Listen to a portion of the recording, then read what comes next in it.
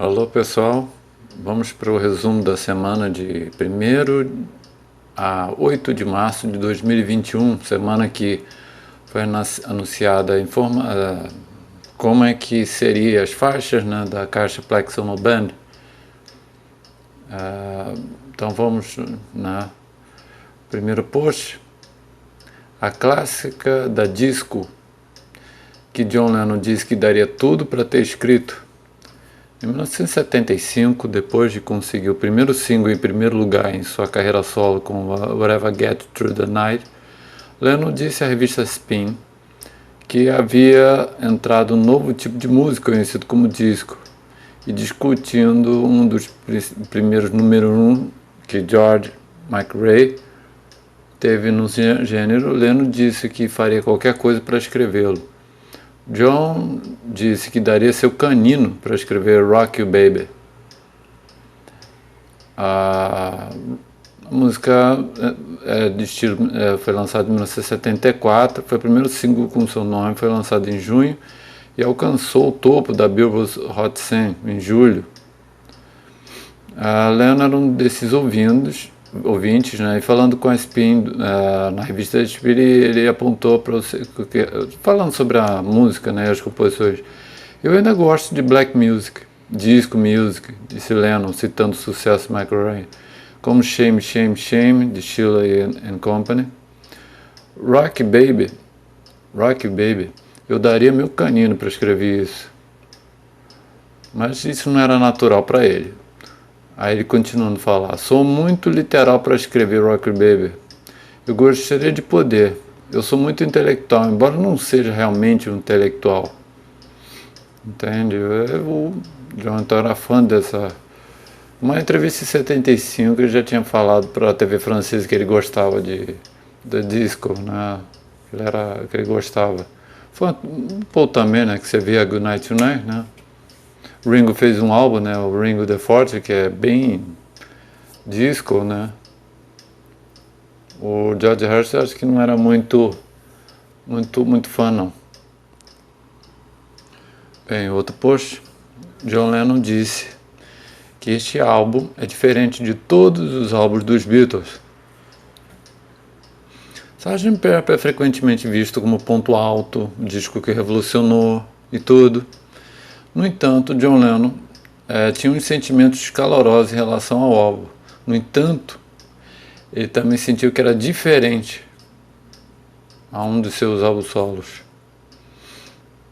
No livro de John Werner, Lennon Remembers, Werner observou como John tinha sentimentos calorosos sobre Sgt. Pepper. Por décadas, o Sgt. Pepper foi amplamente considerado o melhor trabalho dos Beatles, e John descreveu o álbum como um pico. John observou como, ao elaborar esse álbum, ele e Paul McCartney estavam realmente colaborando, embora gostasse mais das canções que escreveu para o álbum branco. O Sgt. Pepper era definitivamente superior, então Yoko entrou na conversa para dar uma opinião sobre o Sgt. Pepper. As pessoas dizem algo como, esse é o pico, eu estou tão maravilhada, disse Yoko. John fez todas aquelas coisas com os Beatles e tudo mais, mas esse novo álbum de John Lennon Plex Ono Band, é um pico real que é mais alto do que qualquer coisa que ele já fez. E o John expressou sua concordância. Acho que é o Sgt. Lennon, opinou. Eu realmente não sei o que vai acontecer, onde vai ficar no aspecto do rock and roll e da geração e tudo mais. Mas eu sei que é outra coisa, é outra porta. No final, realmente, na parada de sucesso, não bateu o Sgt. Pepper, né? Mas o que o John quis deixar claro com o que ele falou é totalmente diferente realmente do Sgt. Pepper. O Sgt. Pepper era contando histórias que ele via, né? Como a Day in the Life, né? Na tira de jornal, Lucy in the Sky with Diamond, através de um desenho do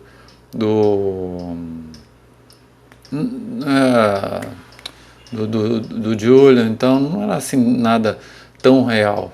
Já o disco solo do John, primeiro, é muito forte. É um disco onde ele bota para fora, literalmente. Depois de ter feito a terapia do grito primal, ele botou para fora todas as dores que tinha. Isolation, né? Se isolando da sociedade, se fechando. Ele teve essa época. God, falando sobre a relação dele com religião. Amada, a relação dele com a mãe e tal. Então era ele mesmo, John, ser humano, o homem, botando para fora. Entende? Esse é um disco muito forte. Black Sono Band, o primeiro disco do John é muito, muito forte. Eu considero. Outro post. Essa semana marcou, no dia 4 de março, foi o lançamento, em 1996. O single Real Love dos Beatles completou 25 anos. É uma canção escrita por John Lennon. Lennon gravou 6 takes, de 1979 e 1980, com Real Life, uma música diferente que se fundiu com Real Love. A canção foi ignorada até 1988, quando o 6º take foi utilizado na trilha sonora do documentário Imagine de John Lennon. Posteriormente foi produzida para o projeto Anthology, sendo o segundo single, fazendo parte do Anthology Volume 2, e lançado em 4 de março de 96. A canção chegou ao número 4 e o número 11 nas paradas de 5 singles do Reino Unido e Estados Unidos. Ganhou um disco de ouro. Ringo comentou: gravando as canções novas não pareceu serem artificiais, me senti muito natural. E era muito divertido, mas também emocional às vezes. Mas é o fim da linha, na verdade. Não há mais nada que podemos fazer com os Beatles. Foi a última música produzida mesmo, gravada pelos Beatles, né? Né? Vamos considerar pelos 4 que tá a voz ali do John, né? Então foi a última música lançada mesmo, de inédita, né? Produzida por eles, pelos Beatles, né? A origem da música começou quando ela foi gravada em 1977. O trabalho evoluiu sobre o título de Real Life, uma canção de Lennon que iria gravar pelo menos 6 takes e depois abandonadas. A canção ganhou sendo combinada com elementos de outra demo de Lennon, Baby, Make Love to You. Lá a história é bem longa, está bem detalhada, desde a reunião, como é que surgiu. A Yoko, naquele evento do Rock and Roll of Fame, onde o John foi introduzido, em 94, a Yoko entregou uma fita. A Yoko dizendo: eu tenho algumas faixas que eu vou tocar, você poderia estar interessado. Eu nunca tinha ouvido antes, mas ela explicou que as músicas são bem conhecidas pelos fãs dos bootlegs de Lennon. Eu disse a Yoko: não imponha condições sobre nós. E é realmente difícil fazer isso espiritualmente. Isso é o Paul falando. Nós não sabemos. Podemos odiar uns aos outros depois de 2 horas no estúdio e simplesmente sair. Portanto, não coloque quaisquer condições. É difícil o suficiente. Se não der certo, você pode vetá-la. Quando eu disse a George e Ringo, eu concordei com isso e eles estavam vindo. Tem lá... são 3 partes, né? A primeira parte mostra como é que surgiu, a origem, né, e tal. Já o segundo e terceiro já fala sobre sobre a gravação, a dificuldade que foi para gravar,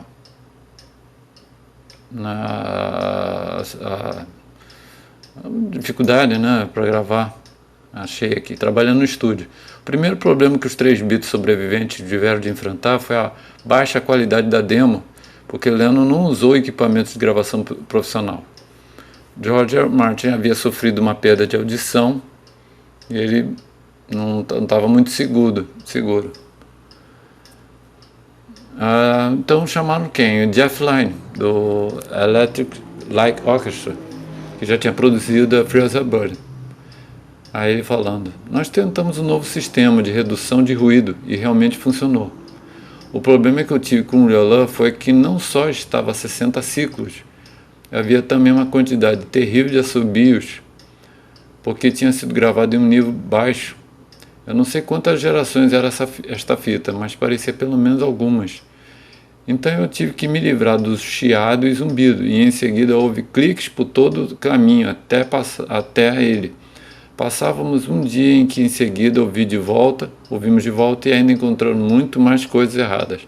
Não tinha qualquer efeito na voz de John, porque estávamos lidando apenas com ar ao seu redor, entre as frases. Isso levou cerca de uma semana para limpar, antes mesmo de utilizar e transferir para uma DAT. Colocar músicas novas, fazer overdubs para ela foi a parte mais fácil.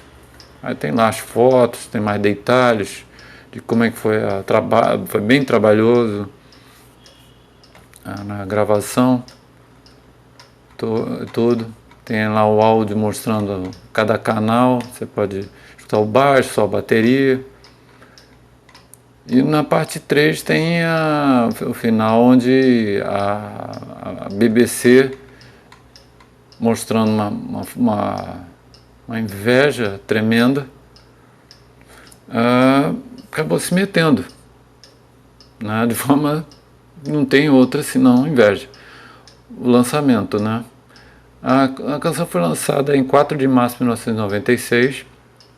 A primeira vez que a música foi exibida publicamente foi em 20 de novembro de 95, quando a rede de televisão americana, American Broadcasting Company, a ABC, né, exibiu o segundo episódio da série The Beatles Anthology.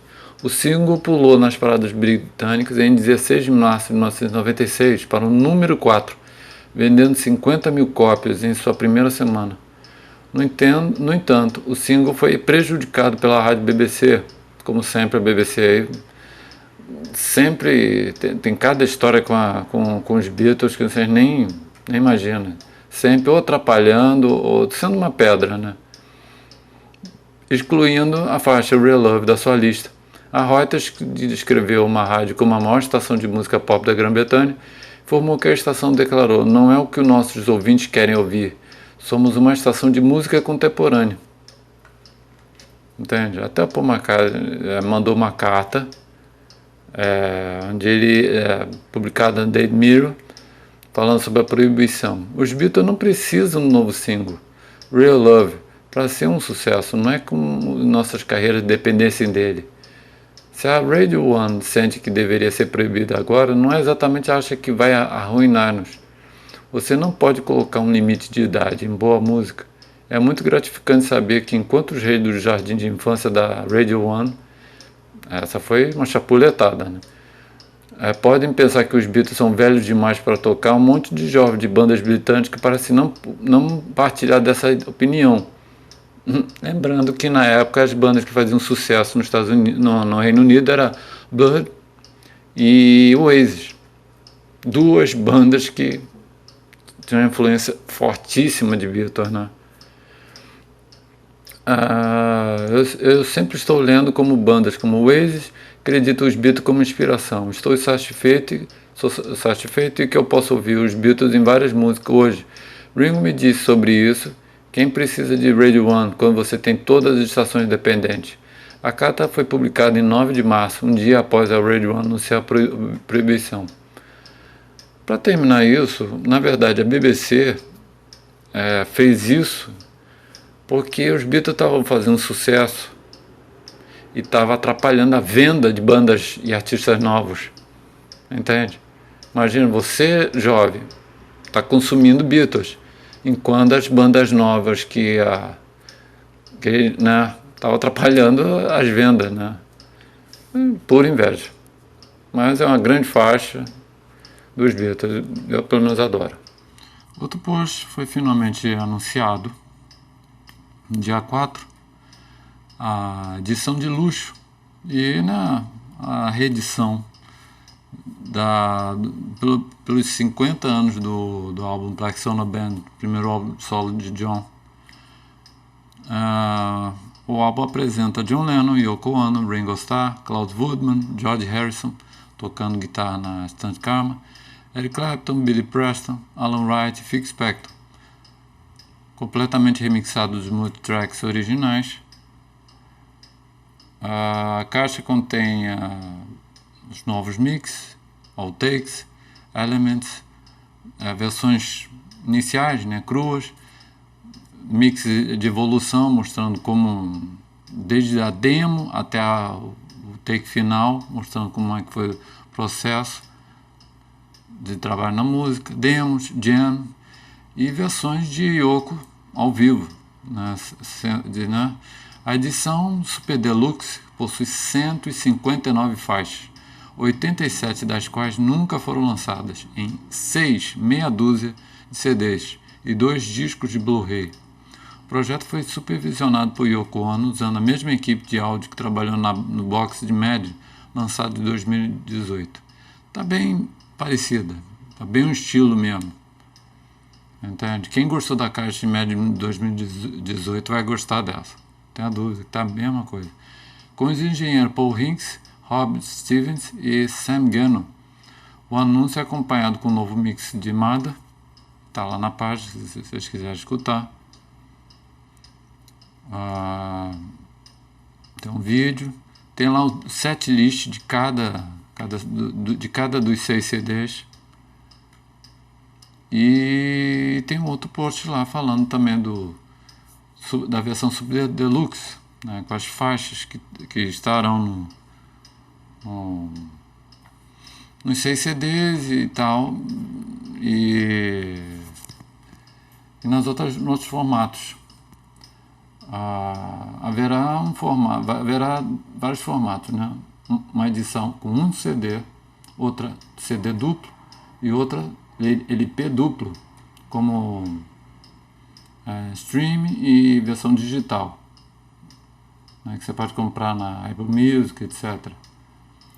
Vem acompanhado um livro de 20 páginas, com letras, fotos raras, recordações e notas extensas, e um pôster do What Is Over, If You Want It. Mais informações estão lá no blog, tá? Tem o setlist, tem as faixas. Realmente é uma caixa fantástica. Outro post. Paul McCartney reclama dos serviços de streaming. Em uma recente conversa, Paul McCartney disse que os pagamentos de streaming dos artistas deveriam aumentar, além de expressar a opinião de que é mais difícil para os artistas novos se manterem financeiramente à tona na indústria da música contemporânea. Através de uma entrevista para a BBC Radio 4, titulada The Price of Song, foi usado um exemplo da cantora e compositora Nadine Shah, que revelou anteriormente que tem problemas para pagar aluguel, apesar que ostenta 100 mil ouvintes mensais no Spotify, e o que recebe não dá nem para pagar aluguel. Aí o povo falando, eu acho que é mais difícil para os artistas agora, infelizmente, é uma porcentagem de pagamento tão pequena. Aí o entrevistador, mas você gostaria de ver uma proporção maior dos royalties voltando para os artistas? Aí o povo, bem, sim, eu sou um artista, você sabe, né? Sim, a verdade é que John são os artistas que fazem as músicas. Aí tá ele reclamando lá pelo valor muito baixo. Alguns artistas não quiseram enfrentar isso, como Bob Dylan, Neil Young e Lil Wayne, fizeram acordos milionários na venda de seus materiais, seus catálogos. Bem, Paul McCartney revelou que ele não tem vontade nenhuma de vendê-las. Estou muito orgulhoso de tê-las. Eu e John fomos um pouco enganados no início. Assinamos um pequeno contrato, não tínhamos ideia de quais contratos eram justos. Lembro-me de dizer a esse cara, parece bom? Ele disse sim. Então nós assinamos. Mais tarde descobrimos que ele era o nosso advogado. Nem sabíamos que ele era o nosso advogado. Comecei a fazer as minhas próprias músicas depois dos Beatles, e algumas músicas dos Beatles começaram a voltar. Sinto que estou cuidando delas, por isso não tenho vontade de vendê-las. Para lembrar, numa entrevista recente, o baterista do Van Halen, Alex Van Halen, ele falou que antigamente a banda, entre outros artistas, ganhava $1 por cada disco vendido. Agora você tem mais de 100 mil, ou sei lá quantas, milhares de streams, e você recebe só uns trocados, né? Quer dizer, as gravadoras, na verdade, enganavam, como enganam até hoje os artistas, e agora com essas plataformas de streaming estão fazendo a mesma coisa, mas bem pior. É isso aí, pessoal. Mais notícias no blog lá do Diário dos Beatles. É só botar Diário dos Beatles no Google que você vai achar, ou direto diariodosbeatles.blogspot.com, ou informações no Diário dos Beatles do Facebook ou do Instagram, tem lá umas fotos, umas informações, ou no Twitter, Diário dos Beatles. Lembrando que no Diário dos Beatles, como também no Facebook, estamos limitando, não sei até hoje por quê, mas estamos limitando. Então no Instagram não consigo comentar. Entende? Então, até lá e abraços a todos.